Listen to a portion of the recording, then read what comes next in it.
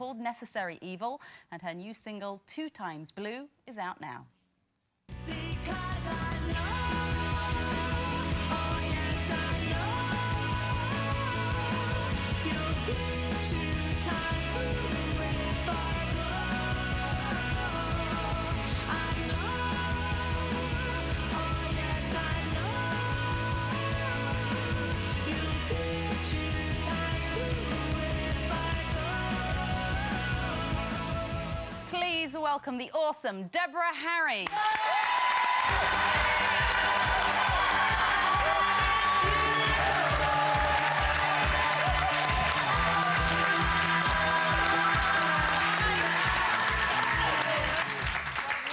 Sneaking into my spot. Welcome to the Loose Women Show. Thank you. Honorary Loose Woman. I have to say that, honestly, to all of us, we were just so chuffed that you're coming on the show, because we all sort of went out and partied to your music and grew up with you and... Wanted to be you, actually, yes. most We of our mimed lives. to all your songs Tried in to the mirror. pout the same way that you the pouted. light shining in our face and everything. Oh, well, Hairbrush. just carry a flashlight. Listen, we were Exactly. talking earlier about life plans and, you know, and setting out goals and things. Is that something that you did when you started out in the music business? Is it something you adhere to now? I think that anyone who ever goes into a rock band assumes automatically that they're going to be a mega star, and that's why they do it. And you So- did too? Oh, of course. And you were But right. did you always want to be in a rock band? Like when you were at school, do you think, right, I'm going to be a rock star one day? No, I wanted to be a movie star. Did you? Yeah. Do you And regret? look what happened. Well, I mean, you know, you didn't do too badly, but do you No. regret that? Do you regret not going down that path? No, Because you had a bit of a rock and roll... Well, you have had a rock and roll life, a proper rock and roll life, haven't you? I think so, yeah. And what would you say was your finest rock and roll moment? Oh, Yeah, come on.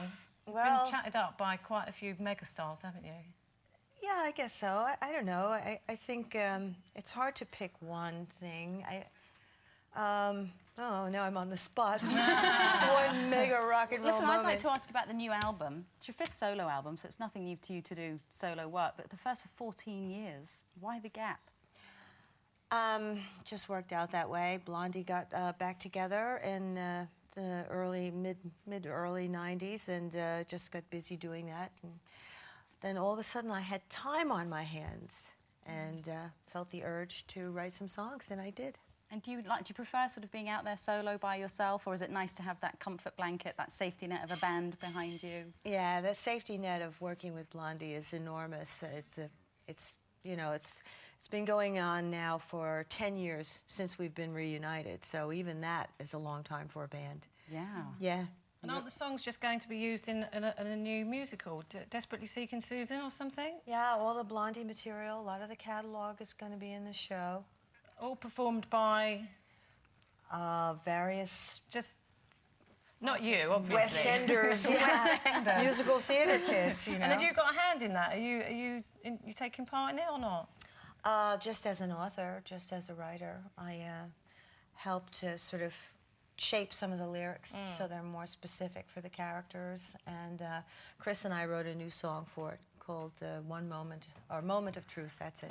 You have an extraordinary relationship with him, Chris Stein. I mean, you guys started out together, Yeah. became lovers, and it was really that his ill health that led to the end of Blondie originally, No, wasn't not it? really, No? no. Was that not true? No, that's been sort of exaggerated. It was sort of a massive implosion, I guess. Everything sort of fell apart at once for us. The record company went out of business, our manager took off, Chris got sick, There you was know, just everything. fell apart at once, so.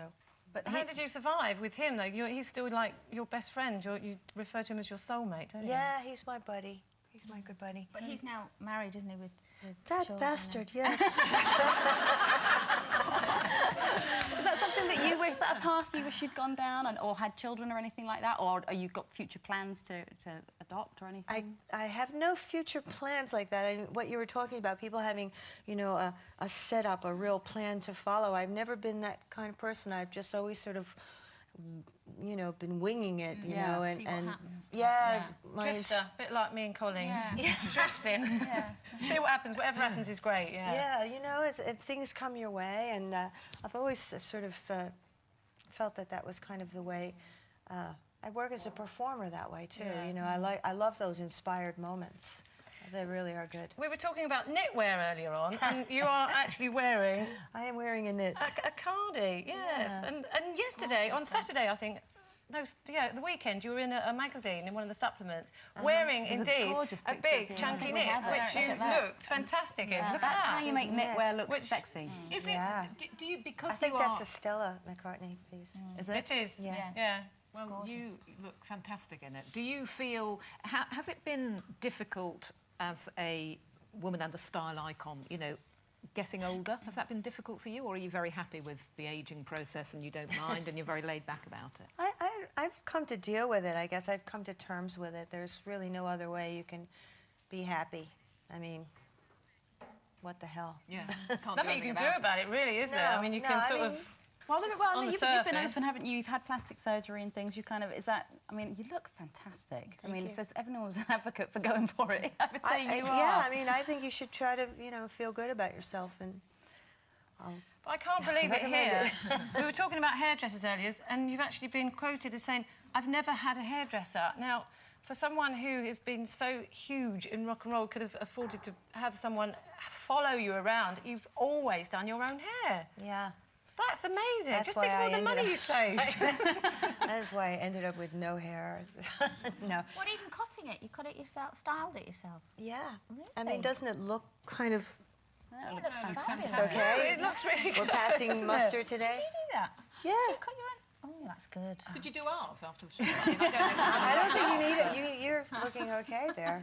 Thank you very Got a much. good one. Debbie Harry said I looked Did you, okay. did you have any regrets, though, where you cut it and thought, oh, that's not good? Oh yeah, Yeah, absolutely. Really? Yeah.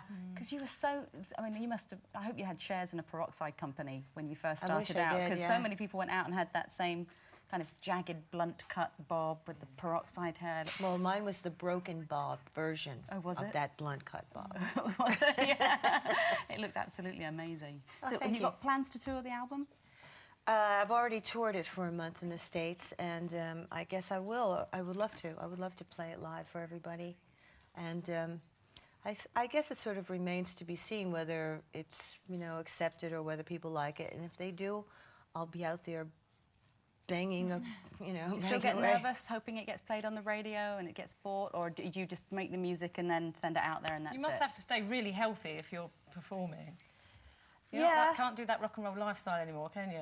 Not exactly. No. No. I'm sure she manages to misbehave occasionally. Well, yeah, Deborah, I thank think you so. so much. You're Deborah very Harry, welcome. everybody.